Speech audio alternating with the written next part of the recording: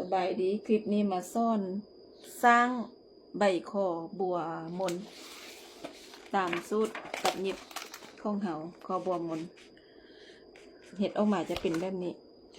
อันนี้เป็นปืมสูตรอันนี้วิธีสร้าง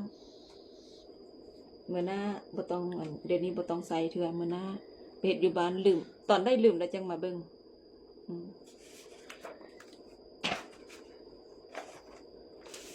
ให้เฮาแทกคอหน้าหอบคอหน้ากับหอบคอหลัง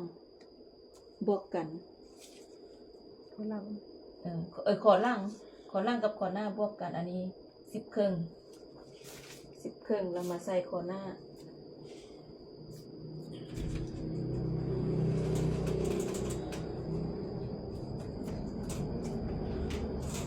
25 ครึ่งได้25 ครึ่งแล้วก็25 ครึ่งเด้อ25 ครึ่งนี่แมนนี่ฮะนี่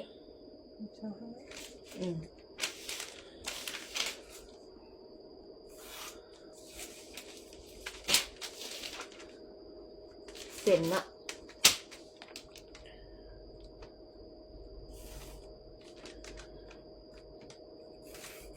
25 ครึ่งอยู่นี่คิดไว้ก่อนจะคิดเอาระดับมันก่อน25 ครึ่งอยู่นี่แล้วมาเฮ็ดอันห้อง3 เซนกับห้อง7 เซน3 เซน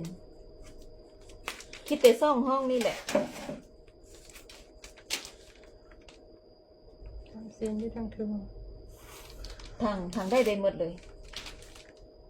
ตั้งแนวได้หมดเลยนี่ตามนี้เลยนี่แบบนี้เด้อจึงนี่เด้อจึงแจงแล้วก็7 เซนไม่ความว่าใบคอเขานะมันจะกว้าง7 เซนใบคอมาตรฐานเด้อจื้อไว้เลยเด้อมาตรฐานของใบคอมนคอบัวมนเฮานะมันกว้าง7 เซนมันบ่นี่เห็นบ่แล้ว25 ครึ่งเนาะนี่เราจะได้ห้อง3 เซน7 เซน25 ครึ่ง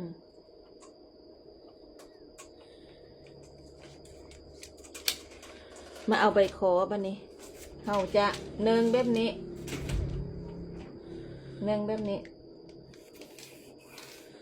เส้นนี้5 เส้นนี้ตามนี้เลยเราใบขอบัวหมุนอันนี้เด้อ7 เซนนี่เห็นปะวันนี้นะใบ7 เซนมา5 ตัวนี้อันนี้เป็นการสร้างสูตรมาตรฐานคือหลายคนเขาเจ้าซ่อนท่านแมนเขาเจ้าจะกลางอยู่นี่ไปเลยเห็นปะแต่ว่าสูตรเฮาท่านโบกลางสร้างต่างหากไปใส่มันจะต่างตัวกลางนั้นตัวกลางนี่เจ้าเฮ็ดเองได้เลยแต่ว่าตัวสร้างนี่นะต้องได้เฮียนแล้วแบบนี้เนาะเฮายากฮู้ว่าเฮาสิเอาอันนี้เท่าได้นะหม่นมันออกมานะอันนี้เป็นบอลที่เฮาจะติดกระดุมบางคนก็คิดเอาตามนั้นเลยถ้าผู้ใดบ่เก่งนะผู้ใดบ่เก่งแล้วเจ้ากะออกมาประมาณ3 เซนผู้บ่เก่งเด้อกะออกมา3 เซนแล้วเจ้าจังคิดก็ได้หรือว่าเจ้าโบคงหมุนแล้วเจ้าเอาบรรทัดตัวปลาแต่ละคนมันลึงบ่คือกันนี่เห็นบ่แล้วแต่เฮาสิเฮ็ดหมุนซื่อๆต่างกันหมุนแล้วกรณีขอบัวแหลมเนาะคือกันเป๊ะต่างแต่ว่า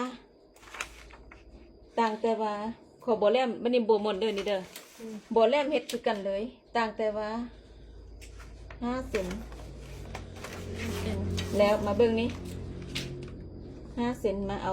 าเบื้องบัวแหลมมานี่เห็นบ่อันนี้เห็นบ่ทางนี้5 เซนนะมาแล้วนี่5 เซนนี่5 เซนบัวแหลมแล้วนี่ตัวเบื้องนี้ อันนี้บัวแหลมอันนี้บัวหมุนบัวหมุนนี่คิดเอาเลยก็ได้เอามักหมุนแบบได้คิดเอาเลยก็ได้นะแล้วแต่เฮาบัวแหลมอันนี้บนติดดุมเห็นปะเด็จะอยู่บนนี้นะเห็นปะนี่เอาอันนี้บัวหมุนบัวแหลมก็เฮ็ดคือกันต่างแต่ว่าแหลมขอบบ่หมุนเป็นใบหมุนตอนนี้แม่นไทยทางแหลมทางหมุนสร้างวิธีเดียวกันเรียบร้อย